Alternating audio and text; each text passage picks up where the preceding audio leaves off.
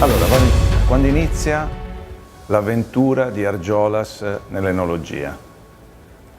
Inizia nel 1938 con mio nonno, dedita atleta di vigneto dal padre, però ho sempre questa idea in testa di creare una grande azienda con una grande estensione, tanti ettari di vigneto. Lui inizialmente ha fatto un po' di tutto, noi avevamo un caseificio, poi lui aveva una bottega, quindi vendeva prodotti sia nel circondario, poi aveva un magazzino a Genova, quindi viaggiava una volta al mese, faceva il carico qua a Cagliari, al porto di Cagliari, si imbarcava per Genova e vendeva nei vari negozi, ristoranti di Genova, prodotti alimentari, oltre vino e formaggio. Ha chiamato lui chi ci vendeva il frantoio, ha firmato lui il contratto d'acquisto, lui conosceva tutti i distributori, si lamentava, vi ricordo, con il nostro agente danese perché non parlava la sua lingua.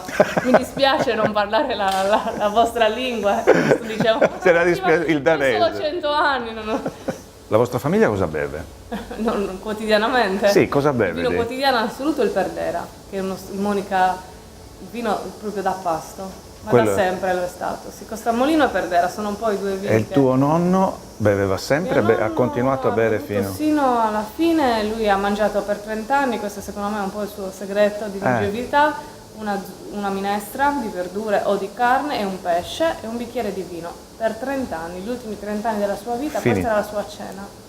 E il vino qual era? Il vino dipende, bianco, rosso, indifferente. Poi se gli chiedevi qual era il suo preferito, non diceva mai, sono tutti buoni. Senti, ma quando avete capito che stavate facendo il salto, cioè che stavate proprio diventando importanti nel mondo dell'enologia? E c'è stato un momento, un anno, un mese, un episodio? C'è stato il 1991, che è l'anno in cui noi abbiamo per la prima volta partecipato a Vinitaly, che già allora era comunque una fiera di riferimento a livello internazionale per il vino. E il Touriga ha vinto la Gran Medaglia d'Oro, quindi il primo più importante dato a un vino rosso italiano. È lì che avete detto. E quindi detto, lì abbiamo capito, sì, ma forse la strada è quella giusta. Come si riesce a mantenere l'eccellenza? La continua ricerca sicuramente, uno staff naturalmente molto preparato, un obiettivo comune in tutti i reparti, noi siamo tanti, abbiamo tante aziende vinicole, però l'obiettivo deve essere sempre ben chiaro a tutti.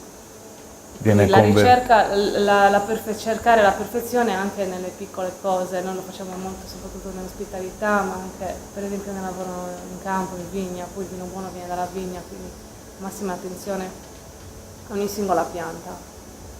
In conclusione, il vostro prossimo progetto? Ampliare, lavorare molto di più per riuscire ad avere un'ospitalità sempre più di qualità.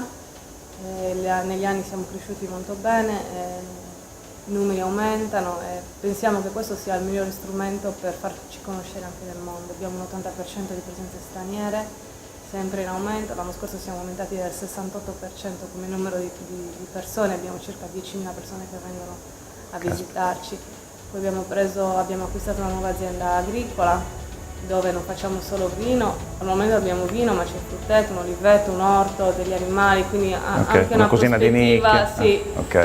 Di lavorare in quella direzione. Grazie Valentina, siamo felici di averti nel nostro libro delle eccellenze. Grazie a voi, grazie.